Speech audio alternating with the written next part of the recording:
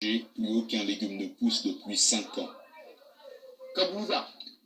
Les aubergines, les oignons, les tomates, les salades, les pommes de terre, le chou, tout ça on cultivait ici. On partait vendre ça à Niamey. Nos puits sont inutiles. On a creusé un puits à la main, il s'est asséché. Et le forage qu'on a près du village, il s'est asséché lui aussi. Sur les 25 puits que possède le village, seuls 2 sont fonctionnels. Ces femmes passent la journée à faire l'aller-retour entre le village et le puits. Plusieurs d'entre elles commencent avant l'aube. Tu es là depuis quelle heure? 4 heures du matin, vraiment? On espère que l'eau monte et ensuite on puise un peu.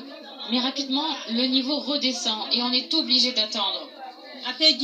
Vraiment, j'ai l'impression que depuis 10 ans, la situation se dégrade d'année en année. C'est la période la plus chaude au Niger. D'avril à juin, les ménages, surtout les plus ruraux, sont soumis à des pénuries. Pour tenir le coup des sécheresses successives, plusieurs experts du climat préconisent une meilleure utilisation des ressources en eau disponibles. Nous pouvons les mettre à profit aujourd'hui pour développer ce qu'on appelle l'agriculture de la petite irrigation, celle qui permet à chaque individu de pouvoir accéder à un lopin de terre, moyennant quelques moyens, pouvoir faire de l'agriculture pendant la saison sèche, n'est-ce pas, ce qui nous permet de renforcer un peu, n'est-ce pas, sa sécurité alimentaire.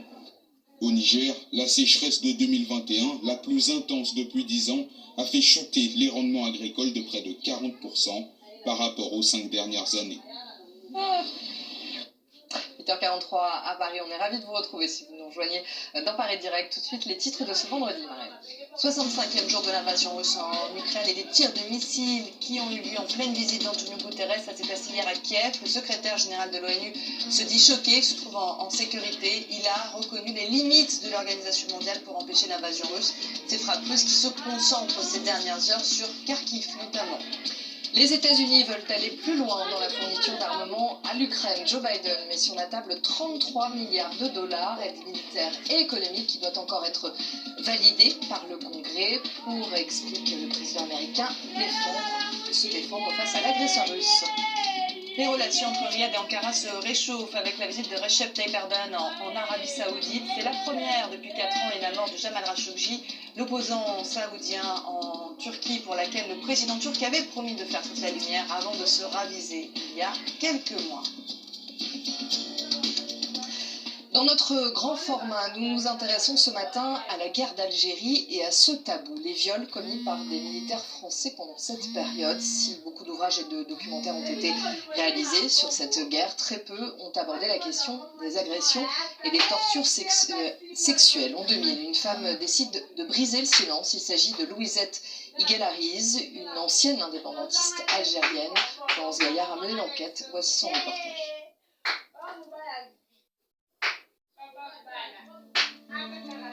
Claire Moscopo est historienne. Pendant des années, elle est allée en Algérie recueillir la parole des femmes qui ont vécu la guerre d'indépendance. Très peu ont osé briser le tabou des violences sexuelles. Ce sont les anciens soldats qui en ont parlé à l'historienne, photo à l'appui. Un membre de l'armée française qui dispose d'un bâton qui désigne le sexe du prisonnier. Humiliation des hommes, mais aussi exhibition des femmes, avant de les abuser. Les viols pouvaient avoir lieu partout. À l'intérieur des mechtas, à l'extérieur, sur le terrain, dans les cantonnements des militaires, dans les prisons, dans les gendarmeries. Les viols pouvaient avoir lieu partout et les viols pouvaient avoir lieu n'importe quand. Et de savoir que ces viols n'étaient jamais punis, sauf exception. Les femmes algériennes font pourtant tout pour échapper aux soldats. Quand ils approchent du village, elles se rassemblent, prennent leurs enfants contre elles. Certaines se couvrent même de bousses de vache pour dégoûter l'agresseur. Mais ces techniques ne suffisent pas toujours.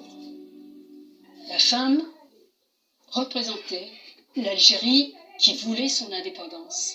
C'est parce qu'elles ne se soumettent pas qu'ils sont là à combattre en Algérie, à s'ennuyer en Algérie, qu'ils ont quitté la France, qu'ils ont quitté leurs repères. Donc ils se vengent C'est plus facile de se venger sur une femme que de se venger sur un homme. Au début des années 2000, c'est cette femme qui révèle la pratique des viols pendant la guerre d'Algérie. De retour au siège de la 10e division parachutiste à Alger, Louisette Iguilariz raconte les sévices qu'elle y a subis en 1957. Ça a commencé par des gifles, des coups de poing, et puis des grossièretés avec tous les noms d'oiseaux. Donc beaucoup. Puis après, monsieur a débordé. Vous savez, à la limite, j'aurais préféré les tortures. J'aurais préféré la gigette, j'aurais préféré les bidoirs, j'aurais préféré, je sais pas, les coups, les insultes, les injures, les crachats. Et puis les mots grossiers, là, je m'attendais à tout cela, mais pas au viol. Un témoignage rare, mais pas unique.